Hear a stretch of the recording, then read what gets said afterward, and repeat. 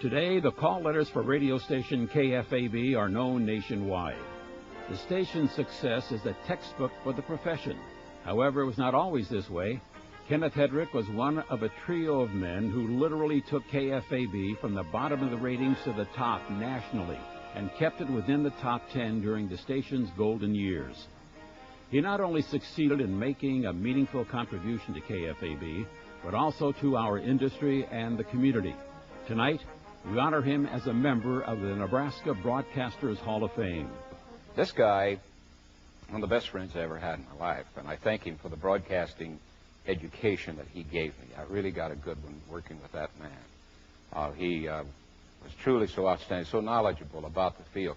Ken, in my opinion, was one of those no-nonsense broadcasters. I mean, you can have all the fun you want and joke around all you want, but when you got within 2 or 3 minutes, like on a football broadcast, of that red light going on, then you began to settle down.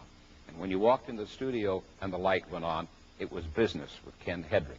Ken Headrick was a professional broadcaster, truly a great contribution to the broadcasting profession. And I'll never forget that the relationship you can have on the personal side, but on the business side, the attitude at KFAB, and I'm sure it's probably elsewhere, you can be good friends, but when you go to work, you sit down, and when the light goes on, you're a pro, you're supposed to do your job. And that's what I tried to do for Ken. Ken Headrick, along with Lyle Bremser, were really responsible for the tremendous stature that KFAB achieved, ratings-wise and in the community. And he was the man. I mean, I considered him my mentor. I don't know that I ever actually had an official mentor, but if I did, it was Ken Headrick, and really learned almost everything I know about this place and this business from him. He was outstanding. I suppose you could say a father figure in a way. I always considered you my mentor, Gary, and Ken well, 2, as well you should.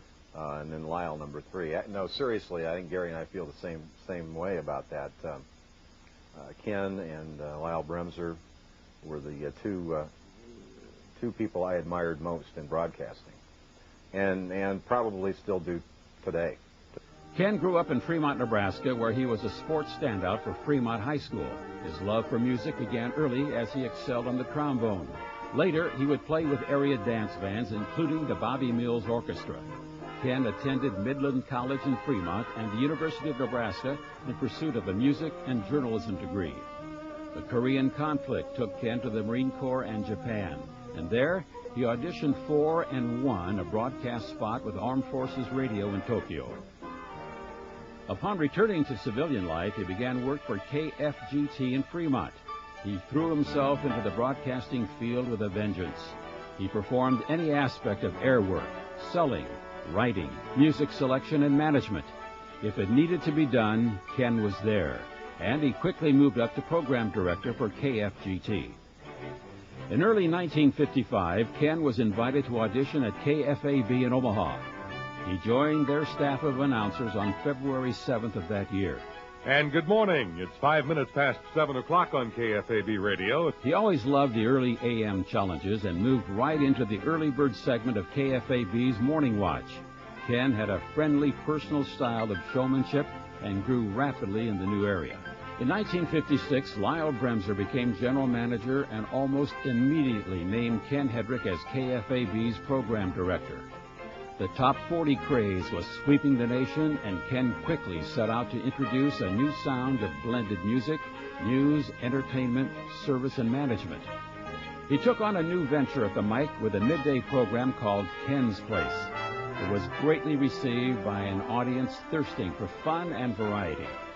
As Ken and his team continued to work to improving the sound of the station, his new program ideas brought more listener participation through call-ins, on-air giveaways, and thought-provoking contests. Yet, as a native Nebraskan, Ken knew the importance of a strong agribusiness-related program.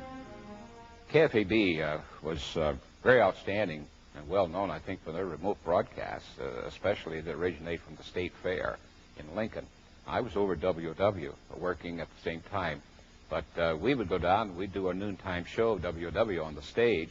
We'd have an audience to come watch us, but nowhere near like the audience who'd come around for KFAB. They even had Whoopi John in there, and The band, would come in and play, and entertainment we'd have. And he would do the remote broadcasts from there.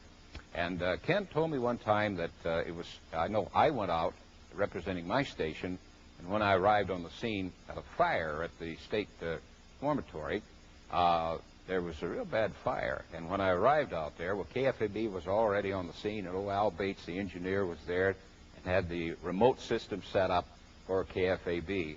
And it's the fact that they had been at the state fair doing their program there by remote, so they were all well equipped and set to go. We had to wangle around to find a telephone in the warden's office before we could get our story out. But KFAB was on the scene and ready to go. One of the many programming honors that came to KFAB was its winning of NBC's Sound of the 60s promotion. In 1969, Ken Headrick was named station manager, where he worked to build the complete station. In 1978, Arbitron ratings showed KFAB to be first in the nation on a share basis. Talent and a sound brought listeners and advertisers in abundance. Management and programming had moved the station from the bottom of the ratings to the top and achieved their goal. In 1975, KFAB-FM changed its name to KGOR and entered the rock and roll age. Ken took his knowledge and experience and joined with a new staff to make KGOR become successful in its own right. Even in the 60s and 70s, it was rare to have a station operated, managed, and actually run by on-air people who came up through the ranks as broadcasters. And it's almost unheard of today, but it was rare even then, and KFAB was the only station that I could think of offhand at that time and even now that was run that way. And I think it made a tremendous difference because the philosophy was take care of the product first. Take care of what comes out of that speaker first. And if that product is good, then the rest of the station will be good because it'll be respected, and the salespeople can do their job and sell it. And that was a philosophy. The model here worked very well. After winning exclusive rights for the University of Nebraska football and basketball games in 1983, Ken had to weld some 48 stations together as Voice of the Huskers now went network. KFAB had broadcast Nebraska football for about 750 years before the university decided that they were going to put it out on an exclusive basis. KFAB, WW, KFOR, KLAN, and Lincoln all had originating broadcasts for at least 2 or 3 centuries.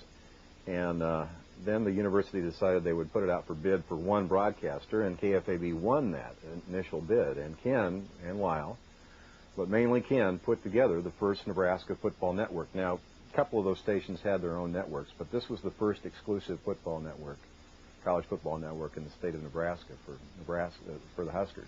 KFAB and KGOR came under new ownership in the fall of 1986, and Lyle Bremser retired in 1987. Ken was named general manager of the company. He knew the operations of both stations completely and commanded the respect of those he came in contact with. The station's policy was to be accurate rather than first if possible, but not at the expense of being accurate. Ken held the position until 1989, when he decided to leave the station after 35 years of superior service and achievement. Success of a radio station or anything in life comes only from one thing, and that's the people who make it that way. The people who I'd have the opportunity to work with mean so much to me, and I do with all my heart. Thank you so much, and my wife thanks you so much.